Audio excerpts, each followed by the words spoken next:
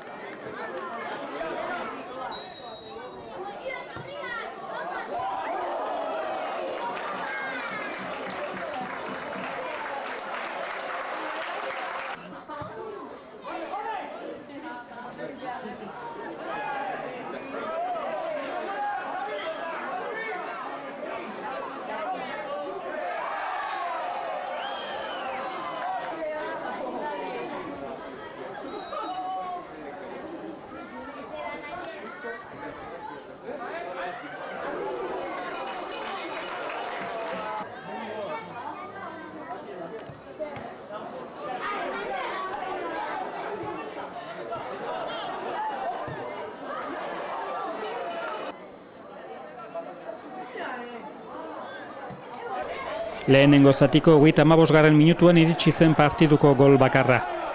Nahiko gol bitxia izan zen, Iban Aranbarrik urrundik jaurti zuen baloia, Azpeitiarren atea utxutxik zegoen eta baloia inolako oztoporik gabe barrura sartu zen. Gol bitxia, gol bakarra, baina bera nahikoa partidua irabazteko eta 3 puntuak berenganatzeko.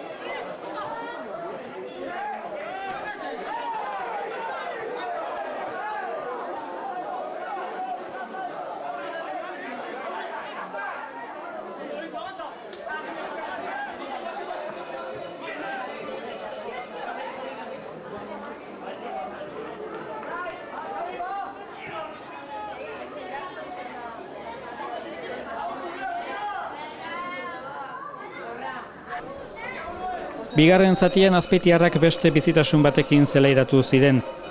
Lehenengo zatian baino arrisku gehiago sortu zuten Astiren atean.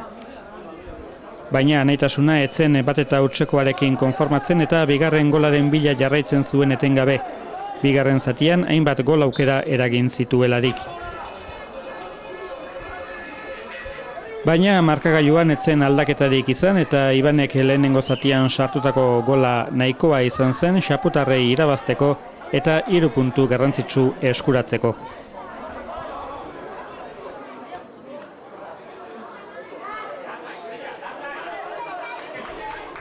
Zumaiako taldeak bana berdindu zuen igande arratsaldean Aretxabaletan. Beraz, berriro ere, Anaitasuna eta Zumaiako puntu kopuru berdinarekin aurkitzen dira, baina Anaitasuna da lider golen batazbesteko hobea duelako. Datorren asteburuan ligako azken partidua jokatuko du Anaitasunak Antzuolan. Anaitasunak Antzuolari irabaziko balio, zuzenean maila igoera ziurtatuko luke.